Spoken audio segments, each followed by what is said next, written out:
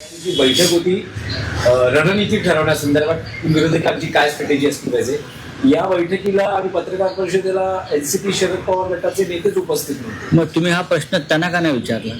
त्या बैठकीत विचारलं तर स्वतः भास्कर जाधवांनी असं म्हटलं की काही कम्युनिकेशन गॅप राहिला. बघा, तुम्हाला माहिती असेल की शरद पवार इस्पितळात आहेत.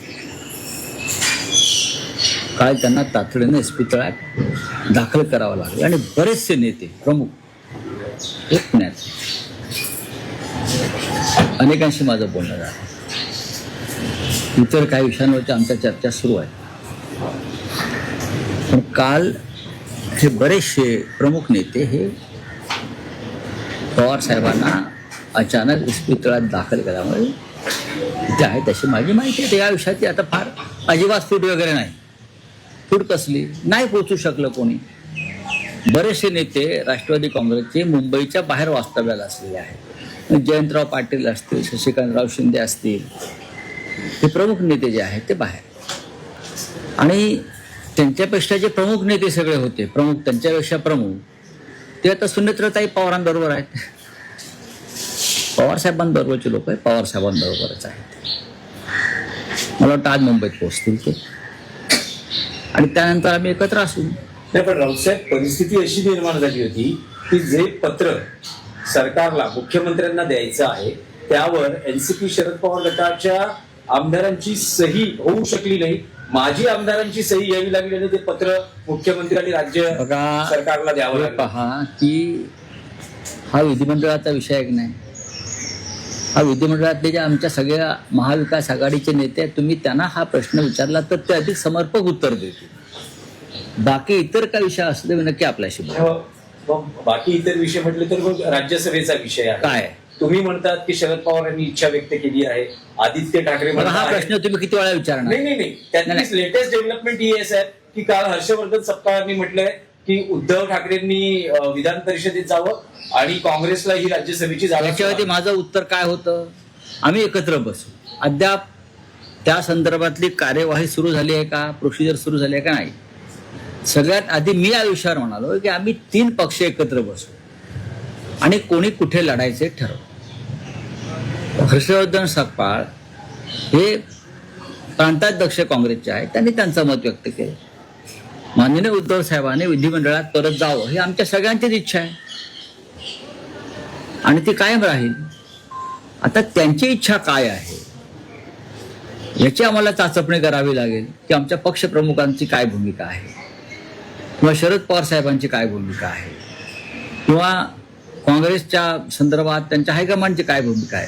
हे जेव्हा आम्ही त्या एखाद्या विषयावर तिघे एकत्र बसू तेव्हा त्यातून निर्णय मिळेल आणि ते तुमच्यापर्यंत नक्की कळवला जाईल किंवा तुम्ही खिडकीतून पाहाल आणि तो निर्णय घ्याल. काय रावसाहेब, बैठकीत चर्चा होण्याआधीच काँग्रेसचे नेते, शिवसेना उद्धव बाळासाहेब ठाकरे पक्षाचे नेते हे बाहेर मतप्रदर्शन करतात. करू द्या ना, करू द्या. हा काय मोदींचा पक्ष आहे का? मोदींच्या पक्षामध्ये मतप्रदर्शन व्यक्त करायला बंदी आहे. तिथे लोकशाही नाही. आमच्याकडे 3 स्वतंत्र पक्ष आहेत. महाविकास आघाडीमध्ये लोकशाहीचा मान राखला जातो. प्रत्येकाने आपापलं मत व्यक्त केल्यावर सुद्धा मग नंतर आम्ही एकत्र बसून निर्णय घेतो, तो सगळ्यांना मान्य आहे. रावसाहेब, आणखी एक प्रकरण होतं की हेच जे प्रकरण आहे राज्यसभेचं, काल उपमुख्यमंत्री एकनाथ शिंदे असं म्हणाले की महाविकास आघाडीमध्ये राज्य सरकारचे राज्यसभेच्या जागावरून महाविकास आघाडीत 1 अनार 100 बिमार अशी परिस्थिती आहे. तीच परिस्थिती महायुतीमध्ये सुद्धा आहे. 1 आचारी रस्सा भिकारी. बरं, 100 आचारी रस्सा भिकारी. बरं, 100 आचारी रस्सा भिकारी. काही आपलं बोलायचं, कुठेही काही बोलायचं. त्यासाठी आता मराठी भाषा दिवस आहे, येणार आहे 27 तारखेला. येणाऱ्या काही दिवसामध्ये उपमुख्यमंत्र्यांनी मराठीविषयी अभ्यास करावा, वाचन करावं. म्हणजे त्यांना इतर काही चांगले वाक्प्रचार मराठीत सुचते. 1 अनार 100 बिमार सारखे अमराठी वाक्प्रचार त्यांना वापरावे लागणार नाही.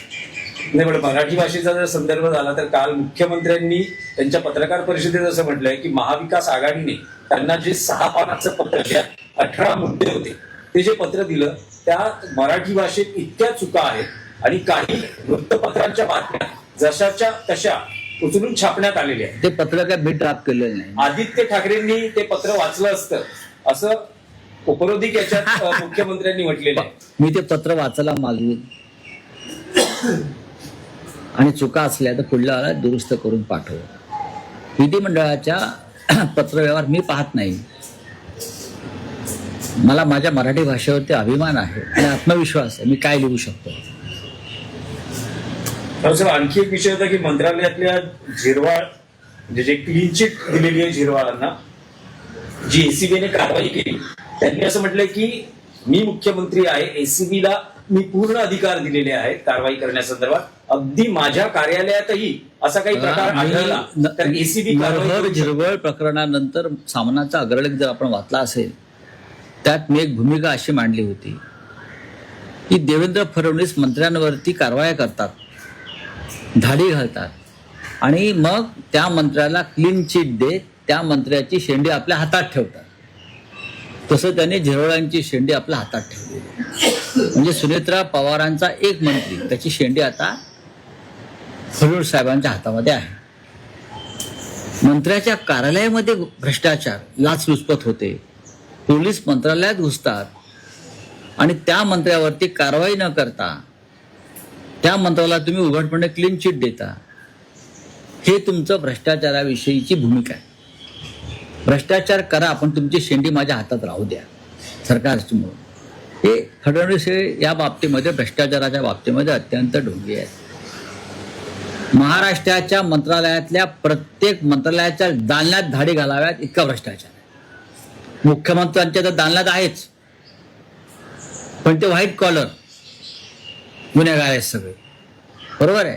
प्रत्येक, म्हणून तर ते तुमच्या पक्षामध्ये आले ना.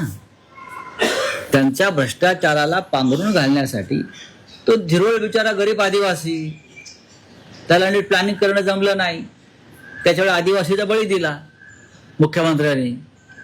पण जवळजवळ 100% मंत्री हे भ्रष्टाचारामध्ये अकंठ बुडालेले. आणि मुख्यमंत्र्यांच्या लाचलुचपत प्रतिबंधक खात्याचं जरी लक्ष असलं तरी जोपर्यंत मुख्यमंत्री इशारा करत नाही तोपर्यंत त्यांच्या दालनामध्ये घुसणार नाहीत. झिरवळ गरीब बिचारा. तर एक प्रश्न असा देखील आहे, अधिवेशन सुरू होत आहे आणि आजच्या सामनाच्या अग्रलेखात देखील तुम्ही हा महत्त्वाचा प्रश्न मांडलेला आहे की दुर्योधनाचा अहंकार आणि विरोधी पक्षनेता नकोच. दोन्ही सभागृहातले विरोधी पक्षनेता जे आहेत त्यांच्याबद्दल प्रश्न निर्माण झालेला आहे. नक्कीच. अधिवेशन सुरू होते काय वाटतं? विरोधी पक्ष नेत्याशिवाय अधिवेशन चालवलं जाणं ही लोकशाहीची विटंबना आहे. विधान परिषद आहे, विधानसभा आहे, तुम्ही चर्चाही करायला तयार नाही या विषयावर. हा कसला अहंकार? असा अहंकार दुर्योधनाला होता. हा अहंकार हे हिंदुत्ववादी आहेत ना, स्वतःला मानतात ना. मग महाभारतामध्ये अशा प्रकारचा अहंकार दुर्योधनाला होता.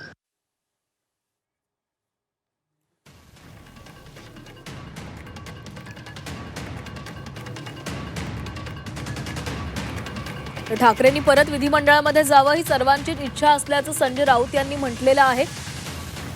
सोबतच फडणवीसांनी आदित्य ठाकरे यांच्यावर जी टीका केलेली आहे त्यांच्या पत्रामधल्या आपण चुका दाखवू असं त्यांनी म्हटलेलं आहे. यावर देखील संजय राऊत यांनी प्रतिक्रिया दिलेली आहे. आपण काय लिहू शकतो यावर आपला विश्वास आहे आणि आपली भाषा काय आहे याचा मला अभिमान देखील आहे असं देखील राऊतांनी म्हटलं.